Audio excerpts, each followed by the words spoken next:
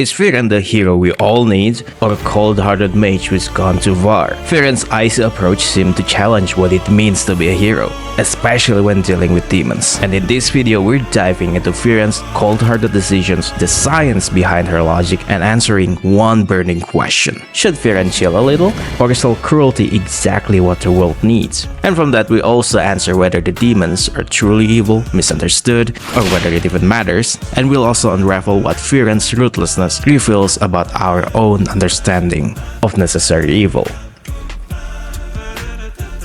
Frieren isn't your typical warm-hearted hero. She's no Himmel, she's blunt, no nonsense, and honestly, sometimes she comes off as downright cold-hearted. But this coldness isn't a flaw. Frieren makes it into her strength, and not just in fighting. Take Frieren. She's grown into an exceptional mage not because Frieren coddled her, but because Frieren believes in her and Frieren let Frieren's struggles and challenge her even when Frieren doubted herself. Well, maybe that's what it takes to teach a prodigy. And then there's Stark. Her no BS attitude to him wasn't just tough or nothing, it was transformative. Without Frieren gave him urgency to deal with the Solar Dragon sooner, Stark might never have taken that first terrifying step. But not gonna lie, sometimes Frieren's coldness isn't always easy to swallow. She often dismisses other struggles, especially when it comes to time and its meaning to humans, more if it's around her sleeping time. And this thing brings us to the real question here. When does her coldness become too much? Is it wise, for example, for Frieren to give demons zero tolerance? Because some people think it's more important to decide whether these deadly, highly destructive, natural-born human predators are evil or not, so they can judge whether Frieren is evil or not, and are we, Frieren enjoyers, or a piece of trash or not? I think I've made my stance clear about this. This debate is not just unnecessary, it's laughable. Because as we'll see, Frieren's approach is not only morally defensible, it's backed by science. When it comes to the demons in Frieren, can we analyze their nature through the lens of science, specifically psychology? The answer is yes, of course. And I've answered it more thoroughly in another video, but in short, it's like this. This is where the concept of the Dark Triad comes in. For those unfamiliar, the Dark Triad is a personality model including 3 personality traits. These traits often associated with toxic and manipulative behaviors: subclinical psychopathy, Machiavellianism, and subclinical narcissism. And interestingly, the demons in Frieren is an exaggerated version of these traits. Basically, it's like this. Psychopathy is their core trait. They don't feel empathy, and their enjoyment of cruelty highlights this. Their violence isn't for survival. Some of them are man-eaters, although they don't need to eat humans. And then Machiavellianism appears in their manipulative tendencies. Demons exploit deceptions to trap or defeat their enemies to achieve their goal. And lastly, narcissism, their exaggerated sense of self-importance. It often hilariously becomes their biggest weakness. Take Lugna, for example. Lugna could have easily defeated Frieren when Frieren wasn't on the defense, but his need to prove that he's stronger than Frieren's apprentice led him to get ego-baited by Frieren, and then he paid the price. Then Bose the Immortal, one of the 7 Sages of Destruction, he underestimated Frieren's party, with the exception of Frieren, because elf-cake. So he didn't pay much attention to the other party members and ultimately defeated because of it. And also that Chomp demon. I don't even remember his... Oh, it's Dracht. He had so much ego that he didn't even bother to do just a little research before facing an elf. Like as your senior Lugna or something. And moreover, those 3 traits seem to shape the part of demons' culture. For example, demons are portrayed as living largely antisocial lives, which aligns with their narcissistic and psychopathic tendencies. And in some cases, the only way to make demons cooperate with each other is through force. And because of that, they're pretty predictable. And also because demons cannot defy their nature, as shown in a really extreme case of Macht. They're basically a slave to their own nature. So why delve into a psychology of fictional demons? Because here's the thing, understanding their nature reveals the brilliance of Frieren's approach to dealing with them. If the demons in Frieren share traits with some of humanity's most troubling personalities, then maybe the way to deal with them is already answered by science. And this is where things get dark. To fully grasp the stakes, we need to look at the real-world quote-unquote war psychology researchers are waging against the Dark Triad.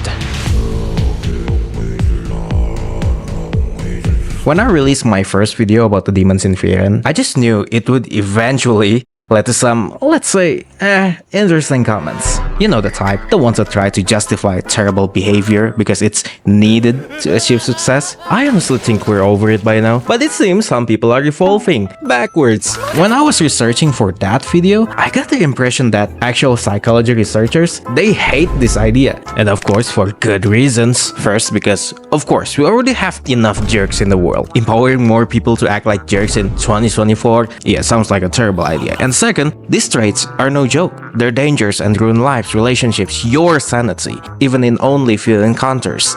And by the way, the idea of do bad and profit, it already has so many research debunk it. But some people just want excuses instead of the truth. Let's get back to Frieren. You'll see how this connects with Frieren soon enough. So based on these things, is it wise for Frieren to basically mark every demons to death? And this is where the misunderstanding begins. It's easy for people to think Frieren is too cruel because we've misunderstood Frieren for a really long time now, and one of the biggest reasons is her moniker, Frieren the Slayer. It's a misleading moniker. It makes it sound like she's out there hunting demons like looking for Cheetos or some shit. But that's not who she is, or at least not who she is now. If you really watch her actions, especially in the Frieren Stark era, she's not looking for trouble. Trouble finds her. And what does Frieren do when it comes? She avoids it. Take Aura for example. When Aura showed up, Frieren didn't want to fight. She was ready to skip town. But then Frieren and Stark got dragged into the mess because they want to help, so Frieren had to act. She was pointing Zoltrak to Lugna at first sight because Lugnar's there, in front of her. Too late for her to avoid him now. And same thing with Macht. Frieren was this close to rejecting Denken and Lernen's request. She even turned down a grimoire Lernen offered her. Frieren rejecting grimoires! Woohoo! This isn't happening! Now, why am I telling all this? Well, it's easy because Frieren's choices say something important about her. Yes, Frieren has a grudge against demons. She has every reason to hate them. Her resentment runs deep, but her brain, her rationality still wins out. Or maybe, after living for so long and after killing their big boss, she's been chilling now. Okay, maybe not entirely gotten over it, but you get the point. And more than that, let's compare Frieren's action with what experts recommend for handling people, real people, with Dark Triad personality. First, act like a mob character. Stay low-key, don't start fights, but don't get buddy-buddy either. And it's related to the second advice, keep the relationship transactional. If you have to interact with them, keep it simple, no emotional ties, and try not to initiate the interaction first, unless you need to, of course. And 3. Document everything. Receipts, emails, messages, have proof, be vigilant, and try to defend yourself better. It all sounds pretty standard, right? But these 3 advices only applies if you can't do the most recommended action. Cut them out entirely if you can. Because dealing with toxic people is a losing game. You lose time, energy, sanity, and because narcissists usually hold grudges, they will come back to bite you later even if you win in the short term. So, the experts say, avoid it. But in real life, it's kinda tricky. It's not always obvious when someone is a narcissist or a psychopath. And what if the person in question is like your boss, your spouse, your parents even? But in Frieren's world, it's clear as day. Demons are the Dark Triad on steroids. They have horns. And different from the real world, they don't want fame, money, or just wanna piss people off. They want your life. Which is why, in Frieren universe, there are only 2 real ways to deal with demons. 1, you pray and stall because no way you can outrun them. Or 2, like Frieren, you fight. Do you see where I'm getting here? It means Frieren's actions, they're about practicality, rationality, decisiveness. She knows demons can't be reasoned with. She knows what's at stake. She's been doing this for the longest time. And she's decisive enough to do what needs to be done. Now, after you know all that, let's flip the question. Is it even moral in the first place to let demons roam freely? When you're dealing with creatures who repeatedly hurt others, manipulate, flaunt their egos while betraying trust time and time again, and you know goddamn well they're out for your lives, giving them the benefit of the doubt might actually be the least moral choice. What about Frieren's responsibility to others, to the people who rely on her?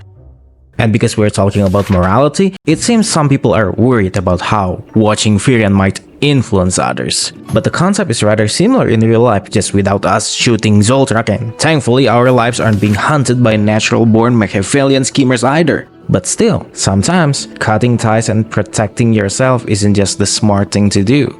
it's also the right thing to do. Look, I know that for some people it sounds really harsh and unforgiving. It doesn't sound human, if you understand what I mean. But honestly, I stand by it. Sometimes it's better to let certain people go from your life before they suck you dry. I mean, I'm an anime fan too. I love friendship. Nakama is great. The power of friendship is real. And I would rather have too many friends than no friends at all. But there's a line.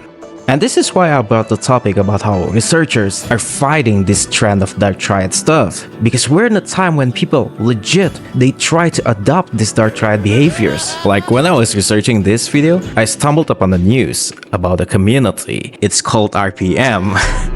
And I was like, oh no. It's a reference to the Matrix, isn't it? Oh no, it must be Returned to Monkeys. Yeah, but that's where the fun stops. From what I read, it's pretty bad news. And this is exactly why our response to these people, these actions, are more important than ever. Look, some people wanna give some fictional demons a chance. I don't care. Just please, don't give fuel to DTP people. Don't give them attention. They don't deserve one. In Frieren's case, forgiveness isn't even an option. You think Frieren's gonna sit down and have tea with a demon? Nah, that's just being irresponsible. She kinda did though.